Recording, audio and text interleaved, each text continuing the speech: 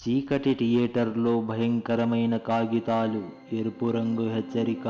నేను పరుగులు తీశాను, కానీ ఎందుకు? ఆ రాత్రి జరిగిన ఘటన నన్ను వెంటాడుతుంది. కొన్ని సినిమాలు కేవలం ఊహా ప్రపంచంలోనే ఉంటాయి, కానీ మరికొన్ని థియేటర్ చీకట్లో నా జేబులో భయం దాగి ఉంది. ఎవరో నాకు హెచ్చరికలు ఇచ్చారు, కానీ నేను నమ్మలేదు. ఎప్పుడు పశ్చాత్తాపం తప్ప మిగిలేది ఏమీ లేదు. నేను పెద్దగా సినిమాలు ఇష్టపడే రకం కాదు. ఎవరైనా బలవంతం చేస్తే తప్ప నేను సినిమాకి వెళ్ళను. కానీ ఒకరోజు నా ఫ్రెండ్స్ అందరూ కలిసి ఒక కొత్త సినిమాకి వెళ్ళాలని ప్లాన్ చేశారు. నాకు ఇష్టం లేకపోయినా కూడా సినిమాకి వెళ్ళడం తప్పలేదు. అందరూ కలిసి రాత్రి 9 గంటల షోకి వెళ్ళాం. సినిమా బాగుంది అని టాక్ ఉంది. అందుకే హాలు దగ్గర జనాలతో కిటకిటలాడుతుంది. థియేటర్ సగం నిండేసరికి థియేటర్లో లైట్లు ఆపేశారు. నేను మా ఫ్రెండ్స్తో మాట్లాడుకుంటూ మధ్యలో ఎక్కడో ఓ సీట్లో కూర్చున్నా. సినిమా మొదలైంది. నేను ఏదో ఆలోచనలో ఉన్నాను. సినిమా మీద శ్రద్ధ పెట్టలేకపోతున్నాను. ఇంతలో మా ఫ్రెండ్ నన్ను పిలిచి టికెట్స్ చూపించమన్నాడు.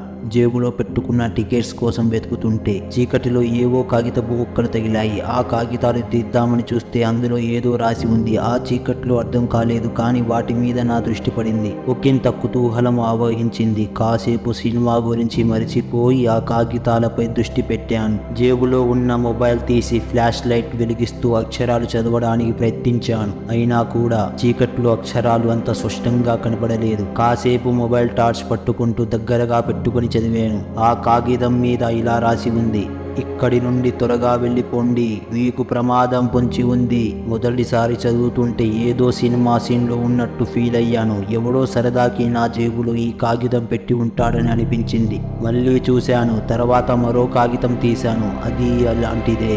ఇది జోక్ ఏమీ కాదు. ఇక్కడి నుండి వెళ్ళిపోండి, ప్రమాదం అని దాని మీద రాసి ఉంది. ఈసారి ఒక్కసారిగా కాస్త భయం వేసింది. గుండె దడదడా కొట్టుకోవడం మొదలయ్యింది. సినిమా మర్చిపోయి ఆ కాగితాల గురించి ఆలోచిస్తూ ఉన్నాను. ఆ రాత నాకు తెలియని చేతి రాత. భయంతో వణుకుతున్నా కూడా ఎవరు రాసి ఉంటారా అని చుట్టూ చూశాను, కానీ అందరూ సీరియస్గా సినిమా చూస్తున్నారు. నేనున్న సీటుకి ఇరువైపులా కూడా జనాలే ఉన్నారు. మరి ఎవరు రాసి ఉంటారు? కొద్దిసేపటికే నాకు భయంతో పాటు చిరాకు కూడా ముంచుకొచ్చింది. ఎవడో పనికి మారినోడు నన్ను భయపెట్టాలని ఇదంతా చేస్తున్నాడేమో అనిపించింది. ఇలా రాసి నా జేబులో ఎందుకు దాచాలి? తన ముందు సీటులో కూర్చున్నోడి జేబులో పెడితే సరిపోయేది కదా అనే ఆలోచన నా భయాన్ని తగ్గించింది. అయినా కూడా సినిమా మాత్రం చూడాలని అనిపించలేదు. సినిమా ఇంటర్వెల్ వచ్చింది. లైట్లు వేశారు. నేను వెంటనే అటు ఇటు చూశాను. ఆ కాగితాలు రాసి పెట్టిన వ్యక్తిని పట్టుకోవాలని అనుకున్నాను, కానీ ఏం లాభం? ఎవరో తెలియని వ్యక్తి చేసిన పనికి నేనేం చేయగలను? జనాల మధ్య కంగారుగా వెతికినా ఫలితం లేకపోయింది. ఇంటర్వెల్లో టికెట్ చూసుకున్న ఫ్రెండ్స్ అందరూ ఆ కాగితాల గురించి అడిగారు. వాళ్లకు అన్నీ చెప్పాను. వాళ్ళు కూడా ఆశ్చర్యపోయారు. మళ్ళీ సినిమా మొదలయ్యింది. నేను ఇక సినిమా మీద ఆసక్తి పూర్తిగా కోల్పోయాను. ఇక ఆ కాగితాలే గుర్తుకొస్తున్నాయి. సెకండ్ హాఫ్ మొదలైన కొద్దిసేపటికి మళ్ళీ జేబులో వేలు పెట్టాను. లోపల మరో 2-3 కాగితాలు ఉన్నాయి. వణుకుతున్న వేళ్లతో, గుండెల్లో దడతో ఒక్కటి తీశాను. ఆ కాగితంలో ఇలా ఉంది: నువ్వు నమ్మకపోయినా సరే త్వరగా వెళ్ళిపో. నాకు ఎవ్వరూ తెలియరు. ఇక్కడెవ్వరికీ నేను శత్రువుని కాను. ఇంతకీ ఎవరు రాసి ఉంటారు? ఒకవేళ ఆ రాసింది నిజమే అయితే, నాకు ఏదైనా ప్రమాదం ఉంటే లేనిపోని తలనొప్పులు నాకెందుకు అనిపించింది. ఇంత ఆలోచించి లాభం లేదని మళ్ళీ ఒక కాగితం తీశాను. ఈసారి ఆ కాగితం మిగతా వాటిలా కాకుండా ఎరుపు రంగులో రాసి ఉంది. చేతులు వణుకుతున్నా కూడా ఏదో తెలియని ఆతృతతో ఆ కాగితం చదివాను. దాని మీద చివరి హెచ్చరిక, ఇక్కడి నుండి వెళ్ళకపోతే చాలా బాధపడతావు.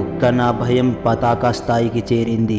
నా శరీరం వణికిపోయింది. ఊపిరి ఆడకపోయే స్థితి. సినిమా కథ ఏమవుతుందో, ఎవరు ఎవరిని ప్రేమిస్తున్నారో, ఎవరు ఎవరిని ఎందుకు చంపుతున్నారో ఏమీ కనపడటం లేదు. నేను చూస్తున్నది ఆ ఎరుపు రంగులో రాసి ఉన్న భయంకరమైన హెచ్చరిక మాత్రమే. నా చుట్టూ ఉన్న జనం ఏమీ గమనించలేదు. అందరూ సినిమా చూస్తున్నారు. నేను మాత్రం భయంతో వణికిపోతూ ఎటువైపు వెళ్ళాలో, ఏం చెయ్యాలో తెలియని స్థితిలో ఉన్నాను. సినిమా హాలు నుండి బయటకు పరుగులు తీయాలని అనిపించింది, కానీ నా ఫ్రెండ్స్తో ఏం చెప్పాలి? వాళ్ళు నన్ను ఎలా చూస్తారు? వాళ్ళు ఈ కథ నమ్ముతారా అనే ఆలోచనలు కూడా వస్తున్నాయి. ఇంతలో థియేటర్ లైట్లు ఎందుకు ఒక్కసారిగా ఆపేశారు. వేశారు. సినిమా ఆగిపోయింది. ఎక్కడ నుంచో బలమైన గాలి లోపలికి వీచింది. థియేటర్లో గుసగుసలు మొదలయ్యాయి. కొందరు భయంతో అరుస్తున్నారు. ఆ పరిస్థితిలో నా భయం మరింత పెరిగిపోయింది. ఇక ఆలోచించలేకపోయాను. నా సీటు నుండి లేచి ఎటువైపు వెళ్లాలో తెలియకుండానే ముందుకు అడుగు వేశాను. చీకట్లో నేను ఎటువైపు వెళ్తున్నానో నాకే తెలియదు. నా ముందు నడుస్తున్న వారిని పట్టుకునేందుకు ప్రయత్నించాను.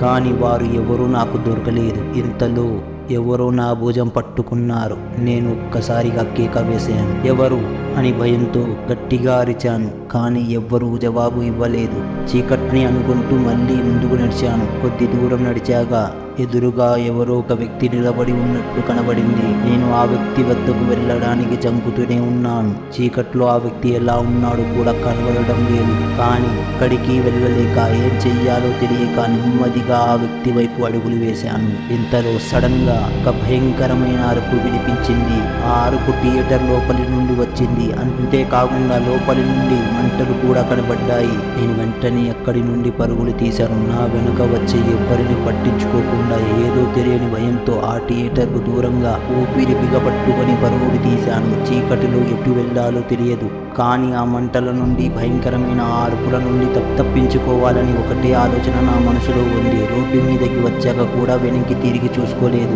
ఎంత దూరం పరుగులు తీశాను, ఎంతసేపు పరుగులు తీశానో తెలియదు. ఊపిరిపోయేంత వరకు పరుగులు తీశాక ఓ చెట్టు కింద కూలబడ్డాను. గుండె వేగంగా కొట్టుకుంటుంది. శరీరం అంతా చెమటతో తడిసిపోయింది. కొంచెం సేపటికి ఊపిరి అదుపులోకి వచ్చింది. థియేటర్లో జరిగినదంతా మళ్ళీ నా మనసులోకి వచ్చింది. ఆ కాగితాలు ఎరుపు రంగులో రాసి ఉన్న భయంకరమైన హెచ్చరిక, చీకట్లో నన్ను ఎవరో పట్టుకోవడం, థియేటర్ నుండి వచ్చిన అరుపులు మరియు మంటలు అన్నీ నా కళ్ళ ముందు కదులుతున్నాయి. నేను నా ఫోన్ తీసి పక్కనే ఉన్న పోలీస్ స్టేషన్ నెంబర్కు డయల్ చేశాను. జరిగిన విషయాలన్నిటినీ పోలీసులకు చెప్పాను. వాళ్ళు వచ్చి థియేటర్లో జరిగిన ఘటన గురించి తెలుసుకున్నారు. కానీ నేను చెప్పిన కాగితాల గురించి ఎవ్వరూ నమ్మలేదు. షాక్లో ఉన్నావా, కలగంటున్నావో అని అనుకున్నారు. కానీ నేను చెప్పింది నిజమే అని నాకు తెలుసు. పోలీసులు థియేటర్లో జరిగిన మంటల ఘటన విషయమై దర్యాప్తు మొదలుపెట్టారు. కానీ ఆ అగ్ని ప్రమాదంలో ఎవరూ గాయపడలేదని, చనిపోలేదని తెలిసింది.